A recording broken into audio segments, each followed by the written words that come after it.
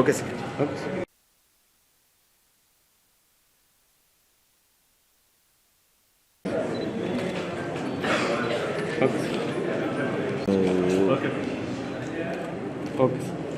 దాదాపుగా మీ అందరికి తెలుసు. సో మొబైల్ అనేది ఇప్పుడు మన లైఫ్లో ఒక పార్ట్ అయిపోయింది అనమాట. అంటే ఒక బాడీలో ఒక భాగం అయిపోయింది. అది లేకోకున్నట్టు మనం లైఫ్ లేదు అన్నట్టు.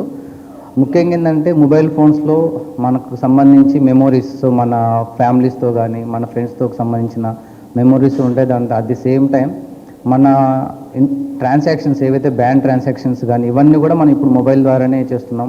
సో ఇంపార్టెంట్ డాక్యుమెంట్స్ ఏదైనా మన ఎడ్యుకేషన్కి సంబంధించి కానీ, తర్వాత మనకు ప్రాపర్టీకి సంబంధించిన డాక్యుమెంట్స్ అన్నీ కూడా మనం ఏంటంటే ఈమెయిల్ ఇట్లాంటి వాటిలో మనం సేవ్ చేసుకుని ఉంటాం. తర్వాత మన కాంటాక్ట్స్ అన్నీ కూడా ఇప్పుడు మోస్ట్ ఆఫ్ మన కాంటాక్ట్స్ అన్నీ కూడా మన మొబైల్లో అంటే మెమొరీ అనేది మనం పక్కన పెట్టేసాం. సో కాంటాక్ట్స్ సేవ్ చేసుకుని ఉంటాం కాబట్టి ఎవరైనా కూడా మొబైల్ లాస్ అయిందంటే ఆల్మోస్ట్ వాళ్ళకి సంబంధించిన డేటా అంతా వాళ్ళకి వెళ్ళిపోతుంది.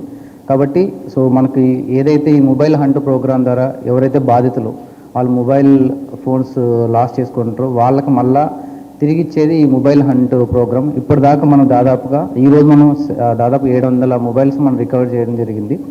8 విడతల్లో దాదాపు 3,000 సెల్ ఫోన్స్ మనం యాక్చువల్గా రికవర్ చేయడం జరిగింది. సో మా సైడ్ నుంచి ఎవరైతే బాధితులు ఉన్నారో వాళ్ళకి మా రిక్వెస్ట్ ఏంటంటే మీరు మీ మొబైల్ని సెక్యూర్ చేసుకోవడం అనేది మీ సైడ్ నుంచి కూడా మీరు కొన్ని జాగ్రత్తలు తీసుకోవాలి. ఎందుకంటే వాళ్ళ అలసత్వం వల్ల కూడా కొన్నిసార్లు మొబైల్స్ వాళ్ళు లాస్ అవుతారు. సో దాన్ని తర్వాత హార్డ్ అండ్ మనీ ఉంటుంది. కొంతమంది ఈవెన్ ఒక ఈఎంఐ పే చేసి కూడా పోగొట్టుకున్న వాళ్ళు ఉంటారు. సో కాబట్టి దానికి మేము చాలా కష్టపడాల్సి ఉంటుంది. కాబట్టి మీ సైడ్ నుంచి కూడా మీరు అన్ని జాగ్రత్తలు తీసుకుంటే ఏదైనా రియల్గా మామూలుగా మన నెగ్లిజెన్స్ లేకపోవడం ఉన్నప్పుడు లాస్ అయ్యింటే మాత్రం కంపల్సరీగా పోలీస్ వారు మీకు ఎప్పుడు అన్ని వేళ అవైలబిలిటీ ఉంటాం. సో మీ లాస్ అయిన మొబైల్స్ ఏదైతే ఉంటుందో కంపల్సరీగా అన్ని ఎఫర్ట్స్ పెట్టి మేము తీసుకురావడానికి మా సైడ్ నుంచి మేము ప్రయత్నం చేస్తాం. Thank you.